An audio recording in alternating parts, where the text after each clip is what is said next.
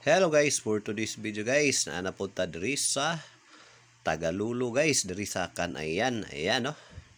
Ito yung area guys. Gandang mga tanawin dito guys, yung mga bundok oh.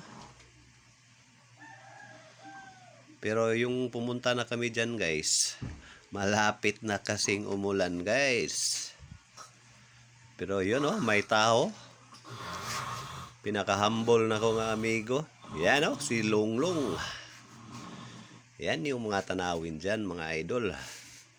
Super lawak. Yan oh. Wow. Nice kayo ang view mga ludi. So, diri na sadta. Naay mga balay dia sa ubos mga ludi. Then kami ana mga ludi na ami des babaw. Ayan oh. Tapos, yan yung mga ano niya, kulungan ng kanyang mga alaga dyan sa baba. May mga alaga niyang hayop dyan. Saka dito na naman tayo mga lodi sa gandang tanawin. Yung mga bundok. Ayan. Pero, ayun. In-enjoy talaga niya ang pagpunta niya dito. Tinutulog-tulugan pa niya ha. Yan. Sarap talagang feelings niya oh. Enjoy na enjoy ha.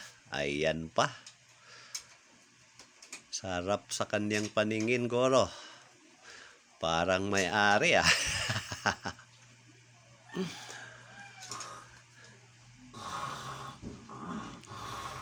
Yan oh. Nakadungaw ang atong amigo diha. Ayan oh.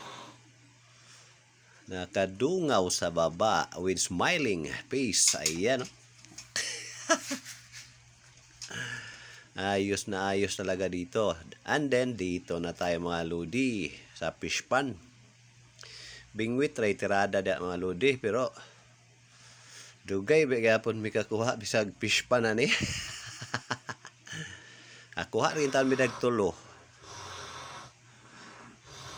Tulo na gid mo nakuha diha nga hito. Dayon, automatic na ni mga lodi oh. Yan, sugba na ang dating diha. Ayan na oh. Wow. Ayos na. Kainan na naman to mga lodi. Wow, may partner pa oh. Ayun si boss. Pinakagwapo nga amigo na ho. Pinaka-humble. Okay? Thank you.